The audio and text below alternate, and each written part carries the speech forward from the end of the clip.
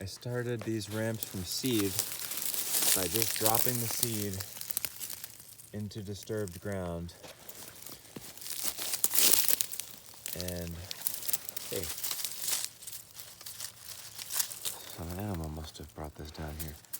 Anyway, they're doing really well. This is, I think, year 4 or 5, and I did nothing. I just dropped the seed in and walked away. Never weeded it, never did anything. And this is in a context of like mugwort and goldenrod growing this tall. There is no light.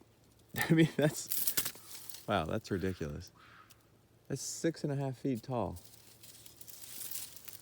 That's growing, that's right out of the ground there. So that's what these ramps are competing with, and they're doing it. They're perfectly happy. So I'm actually gonna go tomorrow and check.